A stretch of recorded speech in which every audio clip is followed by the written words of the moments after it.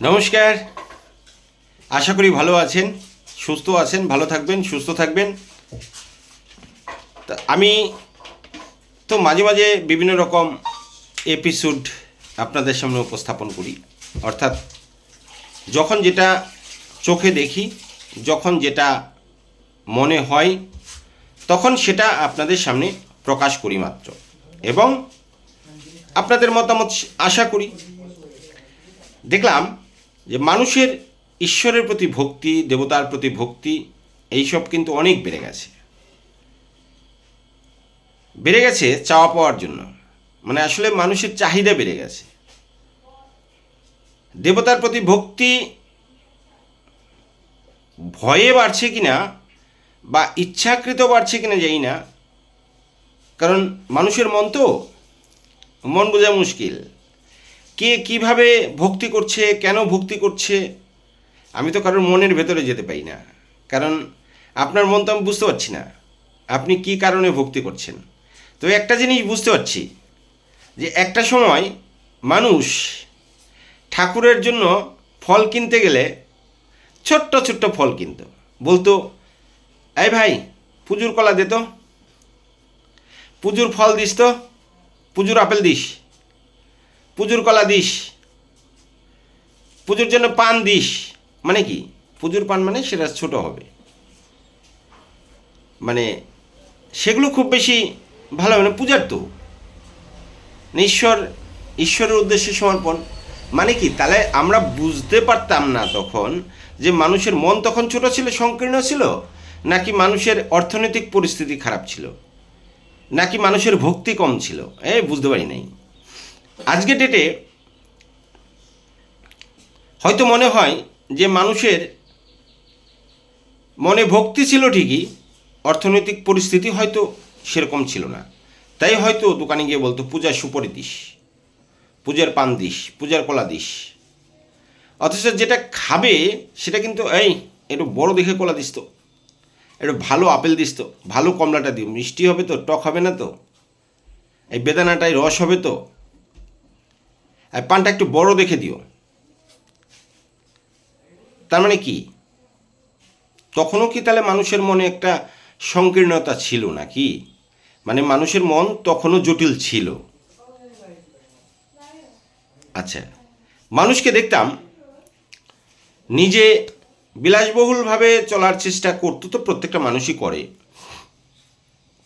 খাট পালঙ্ক এইসব তৈরি করে সাধ্য অনুযায়ী। কারোর ক্ষমতা নেই যাদের, তারা মাটিতে শুইতো। আবার কেউ কেউ এরকমও দেখেছি গ্রামেগঞ্জে, যে বাঁশ দিয়ে তারা চৌকির মতো তৈরি করতো। অনেকে বাঁশ নিচে পুঁতে উপরটা আবার কাঠ মানে তক্তা দিয়ে তারা নিজের শোয়ার ব্যবস্থা করতো। কিন্তু ঠাকুর পাতা হতো একটা জলচৌকির মধ্যে বা একটা পিঁড়ির মধ্যে, বা ওই যে মুরগির খুপ বা কবুতরের খুপের আপেলের বাক্স, সেই আপেলের বাক্সের মধ্যে ঠাকুরের জায়গা হতো। দিনহীনে কর দয়া, এরকম দেখতাম আর কি। আর শহর বন্দরেও দেখেছি সেই সময়টা, কিছু কিছু বাড়িতে বড় বড় মন্দির ছিল বটে, ভালো মন্দির ছিল, ভক্তি শ্রদ্ধাও বেশি হতো। হ্যাঁ, আর তারপরে দেখলাম যে কারোর বাড়িতে আবার সিঁড়ির নিচে ঠাকুর ঘর, এরকম দেখেছি, ছোট্ট জায়গায় ঠাকুর ঘর দেখেছি। কিন্তু সময়ের সাথে সাথে কিছুটা পরিবর্তন আমরা লক্ষ্য করছি।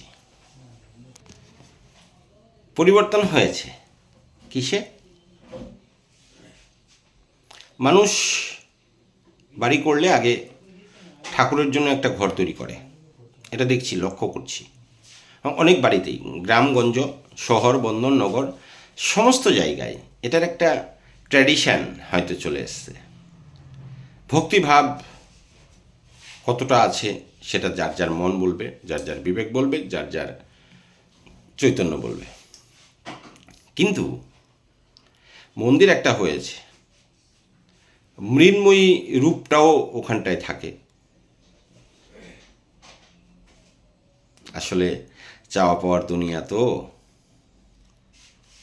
ভাবে যদি ঠাকুরের জন্য একটা ভালো মন্দির তৈরি করি তাহলে আমাকে যদি আরও কিছু দেয়, ভাবতে পারে অনেকে। আবার অনেকে হয়তো বিবেক যাদের একটু জাগ্রত বা বিবেকবান, মনে বিবেচনা করে চিন্তা করে যে আমি এত সুন্দরভাবে থাকছি আর ঠাকুরের একটা ভালো জায়গা নেই, তা একটা ঠাকুরের জন্য ভালো জায়গা করি। এরকম অনেক আছেন যারা পাথর দিয়ে, টাইলস দিয়ে সুন্দর দেবালয় তৈরি করেছেন। বিগ্রহ বাইরে থেকে কিনে নিয়ে এসছেন, শ্বেত পাথরের বা পাথরের বা সিমেন্টের বা কেউ কেউ মৃন্ময়ী, এরকম লক্ষ্য করা যাচ্ছে।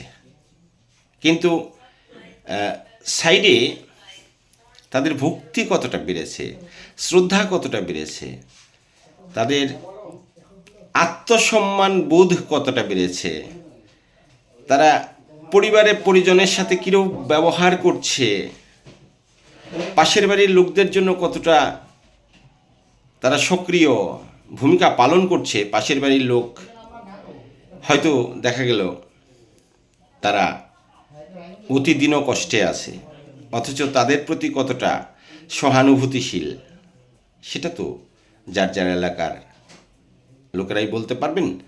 আর যে যে ভিডিওটা দেখছেন তার মানসিকতাটাই বলে দেবে তার নিজের আত্মাকে যে হ্যাঁ সত্যি আপনি কি করছেন। আর নেমন্তন্ন করছে, বেশ ভালো খাওয়া দাওয়ার ব্যবস্থা হচ্ছে।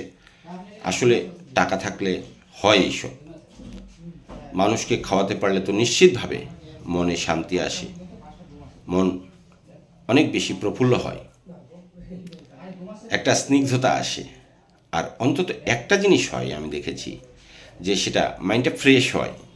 এই ধরুন একঘেয়েমি চলতে চলতে চলতে চলতে বাড়িতে একটা অনুষ্ঠান, বাৎসরিক অনুষ্ঠান আসবে, সেটার জন্য অনেক দিন আগের থেকে একটা সরঞ্জাম বা কেনাকাটা, হাবিজাবি, মেন্টালি প্রিপারেশন, নেমন্তন্ন আমন্তন্ন, ক্যাটারিং, তার প্যান্ডেল, হ্যাঁ, ঠাকুর বানাতে দেওয়া, ঢাকি বলা, এই সমস্ত করতে করতে বেশ মাসখানেক সময় কিন্তু বেশ একটা আনন্দে কাটে। অর্থাৎ মনের যে একটা প্রেরণা সেটা কিন্তু হয়, মানে লাভ একটা হয়, মানে ইহ জাগতিক জগতে বেঁচে থাকবার জন্য একটা প্রফিট আসে। সে যে অনুষ্ঠানই করুন না কেন আপনি, শুভ অনুষ্ঠান মানে যেটাই করুন, মন থেকে যদি করেন এরকম হয়। আবার দেখবেন অনেক অনেক বাড়িতে এটাও দেখেছি, লোক নেমন্তন্ন করেছে অনেক, কিন্তু সেইভাবে লোকজন আসেনি। সেটা হয়তো তার ব্যক্তি অহংকার থাকতে পারে, এটা আমি বুঝতে পারবো না। এটা যারা জ্ঞানীজন, গুণীজন, সাধুজন, সজ্জন তারা হয়তো বলতে পারবেন বা বুঝতে পারবেন, আর নিজে বুঝতে পারবেন অনুভূতি দিয়ে যে কিসের জন্য আপনার বাড়িতে লোক কম। যদি কারণ আপনি চিন্তা করেন, দেখবেন এরকমও বাড়ি আছে সমস্ত কিছু অ্যাভেলেবেল, তেল, হলুদ, নুন, সমস্ত সবজি, মাছ টাছ, হাবি যাবে, যে অনুষ্ঠানই করুক না কেন, বা এমনি যদি বৈষ্ণব সেবা দিয়ে থাকে তাহলে পরে নিরামিষের মধ্যে সমস্ত রকম সবজি টবজি সব এনে দিয়েছে, অথচ রান্না ভালো হয় নাই। আসলে সেটাও একটা মনের ব্যাপার। আমি কি বলবো রাঁধুনির দোষ? সেই বিচারটা আমি করতে পারবো না। আমি কি বলবো বাড়িওয়ালা মন ভালো না? সেটাও বলতে পারবো না। কাজেই কি হচ্ছে কি হবে শুধু অপেক্ষা। আর এই অপেক্ষা করতে করতে একটা দিন ফুরুত মানে শেষ। তাহলে পরে যে কটা দিন আছি ফালতু মানুষের পেছনে না কাঠি দেবেন না। দাদাগিরি দেখায় অনেকে, মস্তানি দেখায়, শরীরের গরম দেখায়, বাহুবল দেখায়, টাকার গরম দেখায়, রূপের গরম দেখায়, দেখায় না? এগুলো সামান্য কয়েকদিনের। কারণ ওই যে ফ্রুত, এটা যখনই মনে পড়বে, যার মনে পড়বে সে দেখবেন খারাপ কাজ করতে পারবে না, যার মনে পড়বে সে দেখবেন সব কিছু ভাববে। এই মনে করানোটার জন্য আমাদের লোকের প্রয়োজন। সেই লোকগুলো আমাদের সাধু সন্ত, জ্ঞানীজন, গুণীজন, সদ্গুরু, পিতা মাতা, শ্রদ্ধেয় সমাজের যারা রয়েছেন তাদের আশীর্বাদ, তাদের যে কথা সেগুলো মান্যতা দিয়ে যারা সঠিক পথে চলতে পারবে, নিশ্চিতভাবে তারা সার্বিক সাফল্য অর্জন করবে, তারা মনের দিকে শান্তি পাবে, তাদের এই যে বললাম সাফল্য মানে কি, সব কিছু কমপ্লিট।